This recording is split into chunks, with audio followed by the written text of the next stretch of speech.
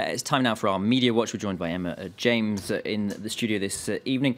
And the first story that we're going to be covering is something, basically, it's the end of some repercussions from the killing in Charleston, South Carolina last month. And it's the removal of the Confederate flag in South Carolina. It's a very symbolic, very emotive issue, isn't it?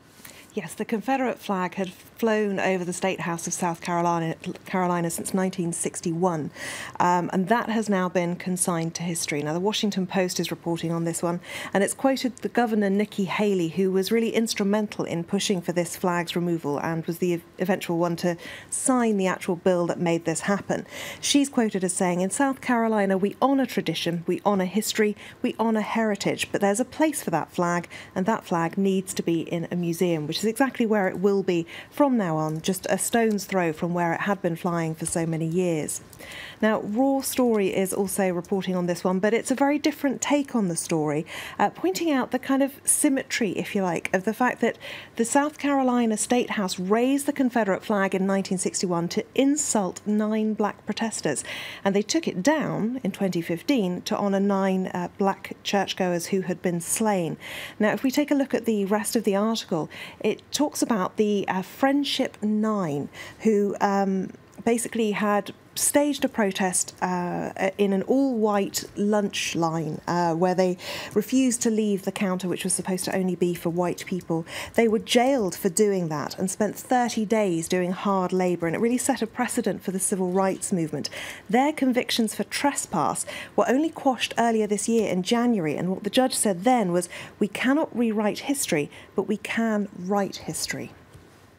Is there a feeling, I mean, this is a symbolic, as I said, move. Is it likely to kick off a chain of events of further changes to heritage in the US?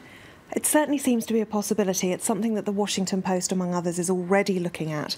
They say after the Confederate flag, attention turns to Lee, Stewart, Beauregard and D.W. Griffith. Now, they might not be names that mean anything to you, but these were all generals who formed very important roles in the Confederate battles. And there are schools named after them, there are many statues, and people are wondering whether that is going to change in the wake of this. There are some petitions already going as well online. Warner Brothers acted very quickly in the wake of the shootings in Charleston.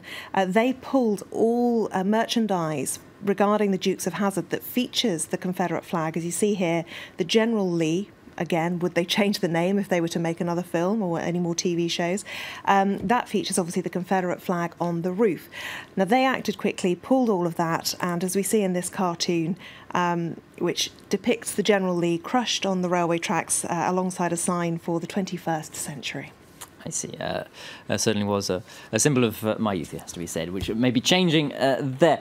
Finally, one last story, and this is Kanye West, perhaps known as the least modest man in music. He's gone viral, perhaps once again. This time, though, it's a video not necessarily to his taste.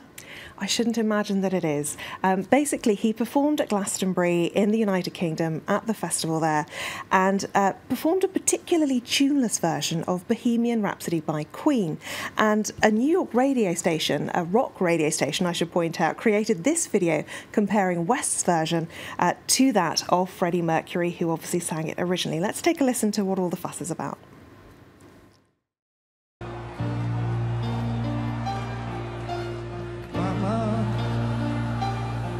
I just killed a man, put my gun up to his head, pulled a trigger, now he's dead. Mama, life had, but now